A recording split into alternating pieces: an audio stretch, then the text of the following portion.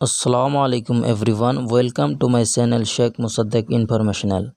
আজি আমি এই ভিডিঅ'খনত জানিম বাদশাহ শাহজাহান আৰু তাৰ পত্নী মমতাজৰ বিষয়ে কিছুমান অজনা তথ্য। আমি সকলোৱে জানো যে বাদশাহ শাহজাহানে তেওঁৰ পত্নীৰ স্মৃতিত তাজমহল বনাইছিল। আজি এই ভিডিঅ'খনত বাদশাহ শাহজাহান আৰু তেওঁৰ পত্নী মমতাজ আৰু তাজমহলৰ লগত জড়িত 5টামান নজনা তথ্য জনাম। নম্বৰ 1, শাহজাহানৰ পত্নীৰ সংখ্যা আছিল 3 গৰাকী আৰু তেওঁৰ দ্বিতীয় পত্নী আছিল মমতাজ, যদিও তেওঁ অতি প্ৰিয় আছিল বাদশাহ শাহজাহানৰ। নম্বৰ 2, মমতাজ কেৱল শাহজাহানৰ পত্নীয়েই নহয়, তেওঁৰ উপদেষ্টা আৰু আত্মবিশ্বাসীও আছিল।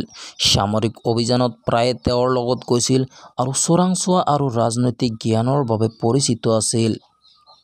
নম্বৰ 3, শাহজাহানে মমতাজৰ মৃত্যুত ইমানেই শোকত ভাগি পৰিছিল যে তেওঁ আদালতক 2 বছৰৰ বাবে শোক কৰিবলৈ নিৰ্দেশ দিছিল আৰু তেওঁ নিজেই গোটেই জীৱন কেৱল বগা চোলা আৰু বগা পাগুৰি পিন্ধি আছিল।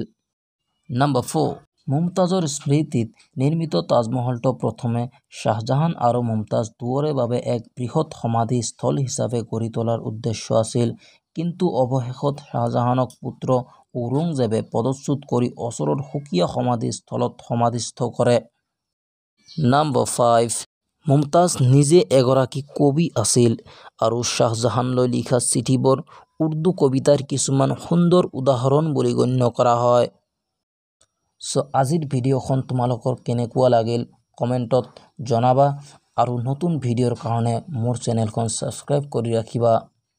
মোৰ এই চেনেলখনত তোমালোকে এনেধৰণৰ আৰু বহুত ইণ্টাৰেষ্টিং ভিডিঅ' পাই থাকিবা আৰু বৰ্তমান এডুকেশ্যনৰ লগত জড়িত সকলোখিনি ইনফৰমেশ্যন তোমালোকে পাই যাবা। আজিৰ কাৰণে ইয়াতে বাই। আসসালামু আলাইকুম।